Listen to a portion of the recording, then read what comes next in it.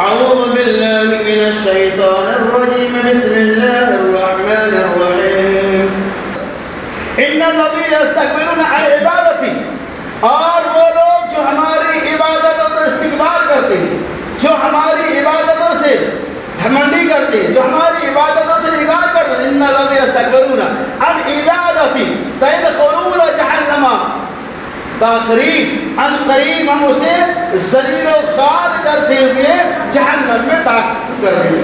اللہ تبارک و تعالیٰ نے اس ٹکڑے کے اندر امت کو یہ پیغام دیا، ان الذین یستکبرون عن عبادتی، کہ وہ لوگ جو میری عبادتوں سے استکبار کرتے ہیں، یعنی عبادت یہاں مراد دعا، جو اللہ تبارک و تعالیٰ سے دعائیں نہیں کرتا، اللہ رب العالمین اس سے بہت ہی زیادہ ناراض ہوتا ہے۔ اے لوگوں مجھے پکارو، میں تمہاری پکار کو، تمہاری دعاؤں کو، تمہاری فریاد کو سننے والا ہوں۔ یہ آیت بتا رہی ہے کہ اللہ تبارک و تعالیٰ کو ہر حال میں پکارنا چاہیے۔ دوسرے والا جو لوگ اللہ کے علاوہ دوسروں کو پکارتے ہیں، من لا یستجیب لہم یوم القیامۃ وہم عن دعائہم غافلین، وہ ان کی پکار کو قبول کرنے سے قیامت کی صبح تک غافل ہے۔ یعنی اللہ کے علاوہ اس کائنات کے اندر کوئی ہماری دعا کو قبول کرنے والا نہیں۔ پتہ چلا کہ دعا کو ہمیں اللہ کے لیے خاص کرنا ہے۔ اور دعا کا معنی ہی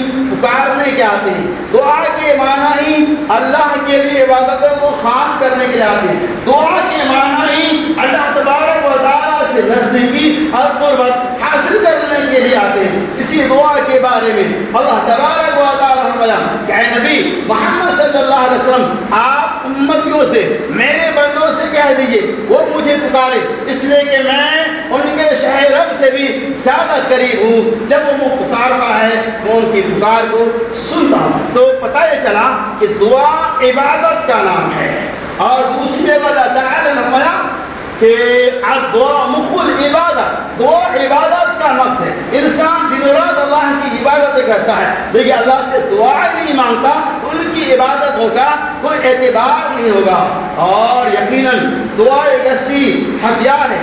دوسری جگہ اب دعا صلاح المومن، دعا مومن کا ہتھیار ہے۔ دعاؤں کے ذریعہ بڑی بڑی مصیبتوں کا خاتمہ ہو جاتا ہے، دعاؤں کے ذریعہ بڑی بڑی بلاؤں کو اللہ تبارک و تعالیٰ ٹال دیتا ہے۔ ایک تو ہوتا ہے اللہ تبارک و تعالیٰ سے مدد چاہنا، اللہ کو پکارنا، اللہ سے مانگنا۔ ایک ہوتا ہے اللہ کے علاوہ عام بندوں سے مانگنا، مثال کے طور پہ عام بندوں سے مانگنا۔ کسی بھی مصیبت کے وقت میں، پریشانی کے حال میں آپ بندوں سے بھی مانگ سکتا ہے۔ اپنے کی مانا ہے تو بندہ سے اگر آپ ایک سے دو بار، دو سے تین بار مانگیں گے تو بندہ تھک جائے گا اور وہ یہ کہے گا یہ کیسا انسان ہے، ایک بار میں نے دیا، دو بار میں نے دیا، یہ بار بار مجھ سے مانگتا ہے۔ لیکن اللہ تبارک و تعالیٰ سے آپ بار بار مانگیں، ہزار بار مانگیں، اللہ تبارک و تعالیٰ ناراض نہیں ہوتا ہے۔ یہی بندہ اور اللہ میں فرق ہے۔ نبی اکرم صلی اللہ علیہ وسلم نے ارشاد میں جب بندہ مومن اللہ تبارک و تعالیٰ سے مانگنا بند کر دیتا ہے، اللہ کو پکارنا بند کر دیتا ہے تو اللہ تبارک و تعالیٰ ناراض ہوتا ہے۔ اور جب بندہ اللہ سے مانگتا ہے تو اللہ تبارک و تعالیٰ خوش ہو جاتا ہے کہ میرا بندہ نے مجھ سے مانگا، میرے سامنے اپنے دامن اٹھایا ہے۔ پتہ یہ چلا کہ اللہ سے مانگیں گے تو اللہ خوش ہوگا اور اللہ کے بندوں سے مانگیں گے تو بندہ ناراض ہو جائے گا، ہمیں دھتکار بھی دے گا۔ تو یہ حدیث پاک بتلا رہی ہے کہ انسان کو ہمیشہ اللہ تبارک و تعالیٰ سے مانگنا چاہیے۔ یہ دعا اللہ سے مانگنے کا نام ہے۔ دعا کے ذریعہ بڑی بڑی مصیبتوں کا بھی خاتمہ ہوتا ہے۔ اور دعا کے بے شمار ایسے اوقات ہیں جس گھڑی میں اللہ تبارک و تعالیٰ بندوں کی دعاؤں کو قبول کرتا ہے۔ جمعہ کے دن کسی بھی آپ دعا کریں، کوئی خاص وقت نہیں ہے، فرض نماز کے بعد، رات کی تاریکی میں، تہجد کی نماز کے بعد وغیرہ کچھ ایسے اوقات ہیں جہاں اللہ رب العالمین نے دعا کے لیے خاص کر دیا ہے۔ ہمیں اللہ سے دعاؤں کو مانگنا چاہیے، چونکہ دعاؤں کے ذریعہ اللہ تبارک و تعالیٰ زمین اور آسمان کو پلٹ دیتا ہے۔ دعاؤں کے ذریعہ بڑی بڑی جنگیں جو ہاری جا چکی تھی، دعا کے ذریعہ اللہ تبارک و تعالیٰ نے اس جنگ کو فتح و کامیابی میں بدل دیا۔ اسی لیے اللہ کے رسول سرکار حبیب صلی اللہ علیہ وسلم لا يرد القضاء الا الدعاء،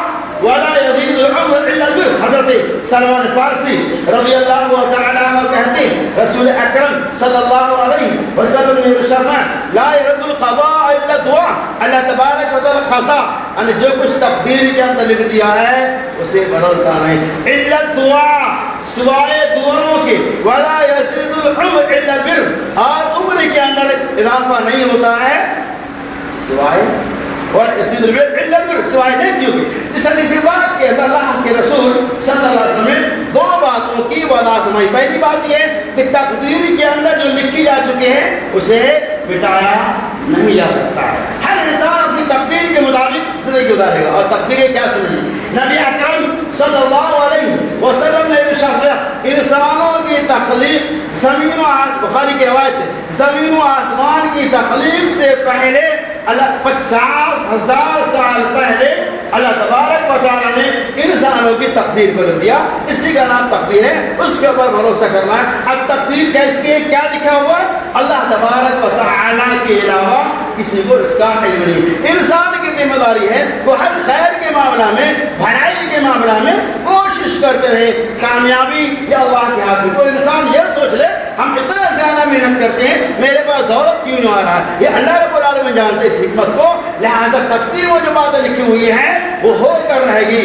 اسی لیے اللہ کے رسول صلی اللہ علیہ وسلم لا يرد القضاء الا الدعاء، تقدیر کو یعنی اگر تقدیر میں کوئی بات لکھی ہوئی ہے آپ ہمیشہ اللہ سے دعائیں کریں، یقین مانو کہ اللہ تبارک و تعالیٰ دعاؤں کے ذریعہ آپ کی تقدیر کو بھی بدل سکتا ہے۔ یہ صرف تقدیر کا بدلنا یہ اللہ تبارک و تعالیٰ کی قدر قدرت میں ہے۔ اللہ کے علاوہ اس کائنات کے اندر کوئی ایسا انسان ہے ہی نہیں جو انسانوں کی تقدیر کو بدل دے۔ تقدیر میں جو لکھا ہے وہ ہو کر رہے گا، لیکن آپ دعا کریں گے تو بہت ممکن ہے کہ اللہ تبارک و تعالیٰ ہماری دعاؤں کے ذریعہ ہماری تقدیر کو بھی پلٹ سکتا ہے۔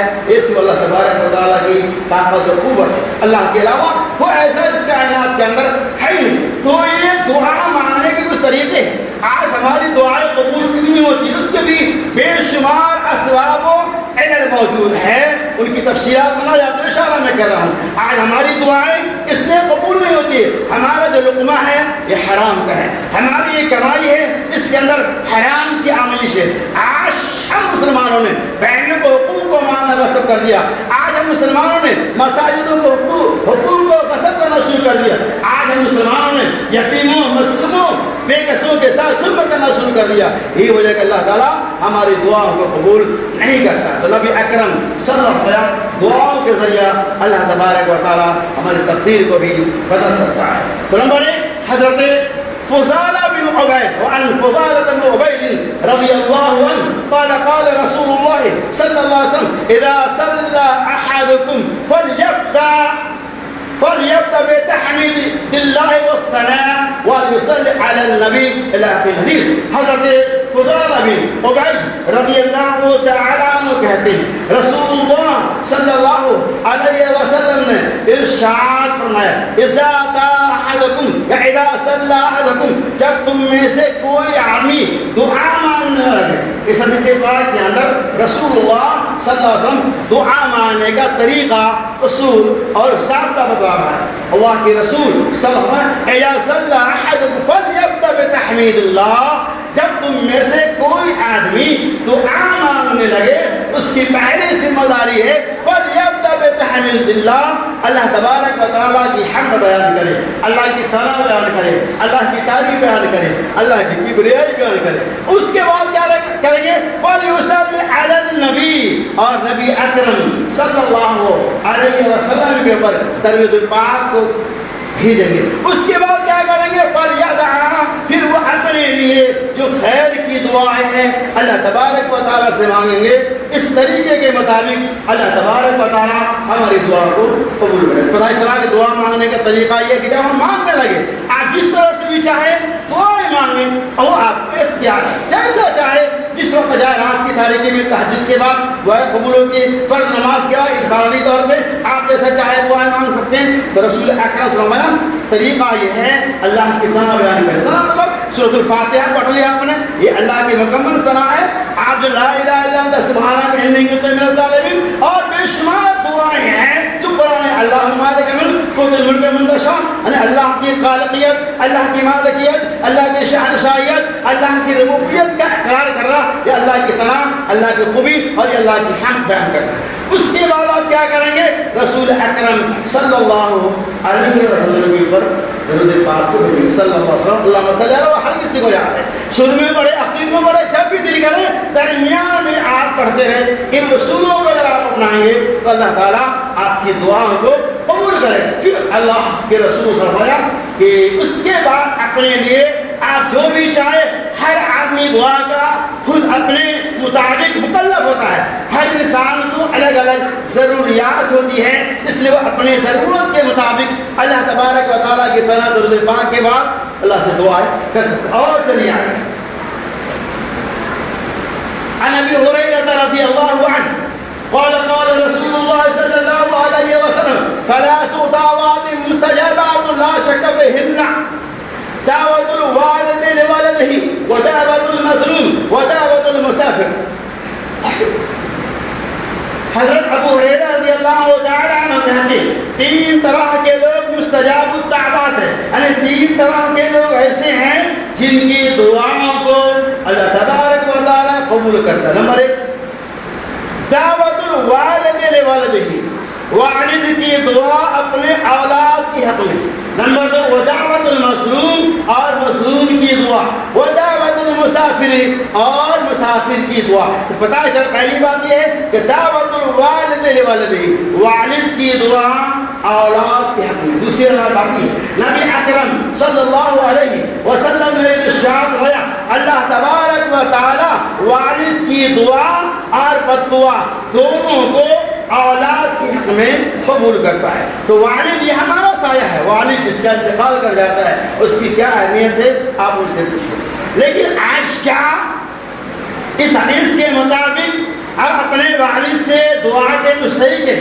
کیا ہم اپنے والد سے اپنے لیے دعائیں کرتے ہیں؟ ماشاء اللہ دعا ماں کرتے ہیں، میرا ابو جان میں سفر میں جا رہا ہوں میرے لیے دعا کیجیے، میں پڑھنے کے جا رہا ہوں میرے لیے دعا کیجیے۔ حدیث پاک ہے کہ اللہ دعوت الوالد لولده، والد کی دعا اولاد کی حق میں اللہ تبارک و تعالیٰ قبول کرتا ہے۔ دیکھیے آج دعاؤں کے معاملہ میں بھی ہم بہت پیچھے، بہت سارے لوگ جو پیری مریدی کرنے والے وہ اپنے پیر و مرشد کے سے اتنی دعائیں کراتے ہیں، لاکھ لاکھ روپے ڈونیشن دے کر، جن تحفہ بھی بولتے ہیں لوگ، ڈونیشن دے کر باباؤں سے لوگ دعا کراتے ہیں، نہ جانے کتنے روپے خرچ کر کے اپنے باباؤں سے مرشدوں سے دعا کراتے ہیں۔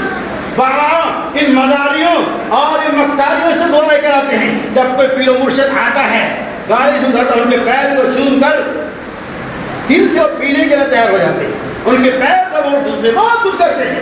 اسی طرح سے آج الحمدللہ لوگ استاد سے بھی دعا لے سکتے ہیں، اس کے امانت ہے نہیں۔ لیکن کیا نبی اکرم صلی اللہ علیہ وسلم اس کی تلقین کی؟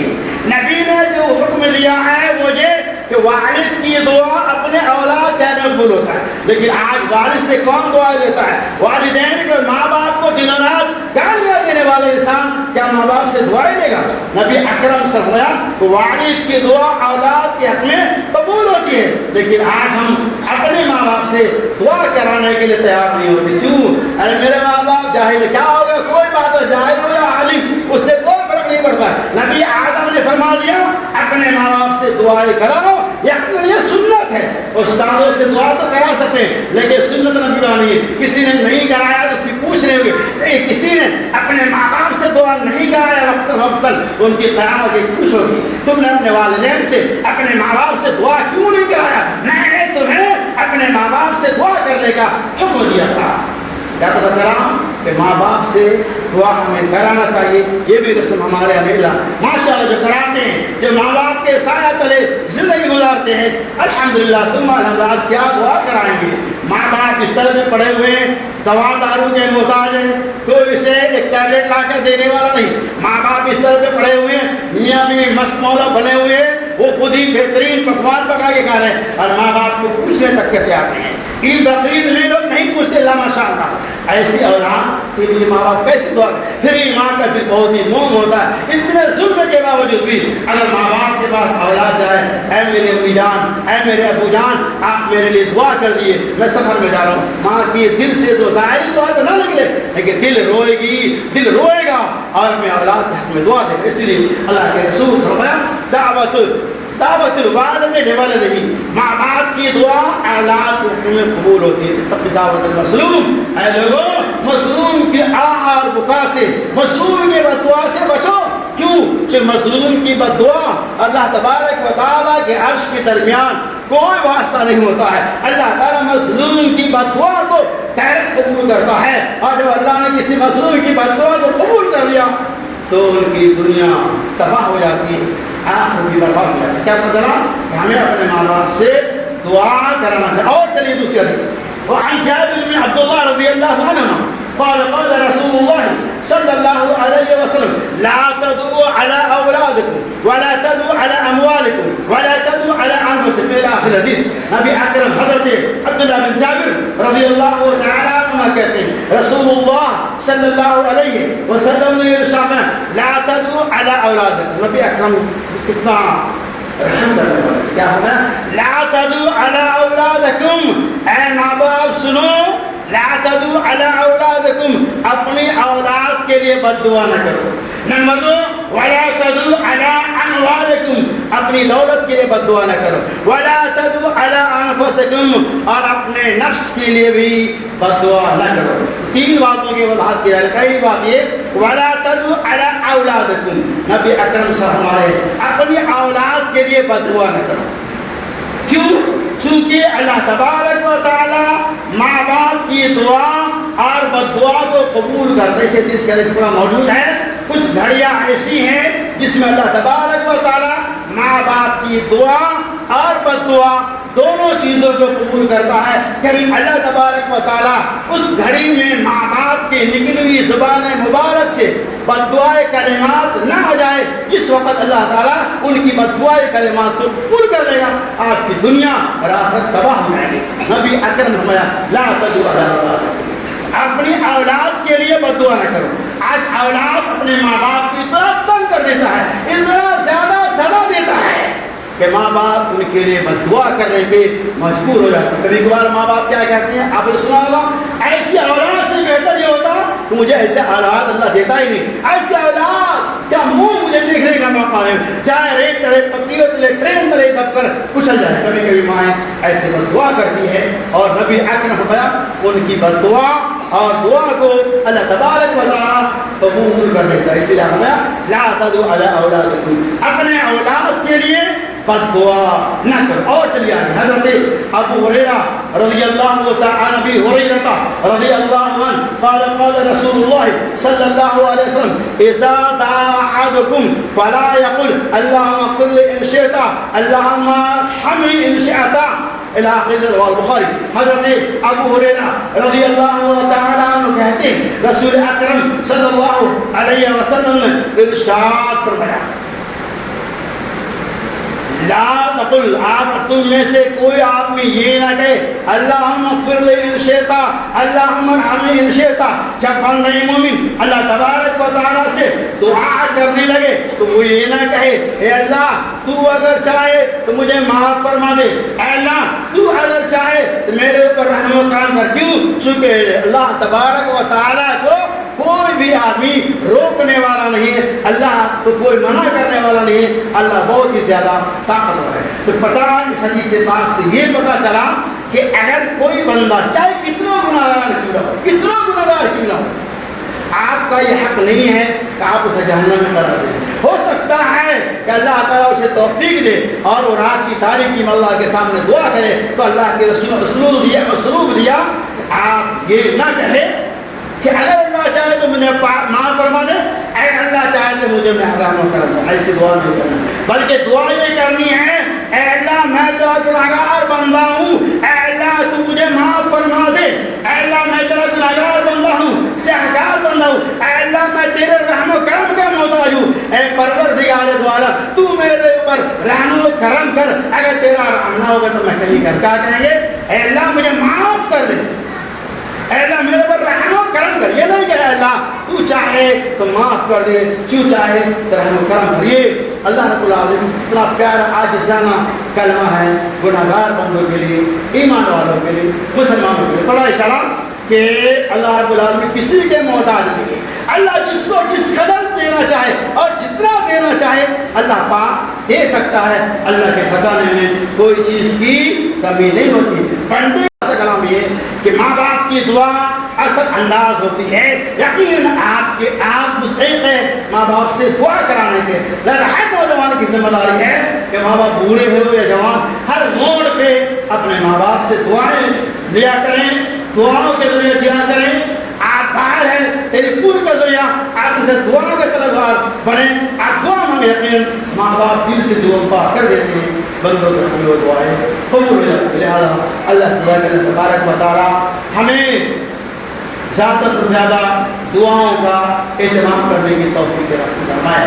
اللہ تنہائی میں بھی انفرادی طور پہ بھی جیسے موقع ملے ہمیں اللہ کہ رسول صلی اللہ علیہ وسلم رسول کے مطابق دعاؤں کا اہتمام کرنے کی توفیق فرمائے۔ اے اللہ اگر ہمارے ماں باپ سے ناراض ہے، اے اللہ اس ناراضی کو دور کر دے اور ہمیں اپنے ماں باپ سے دیدار کرنے کی توفیق فرمائے۔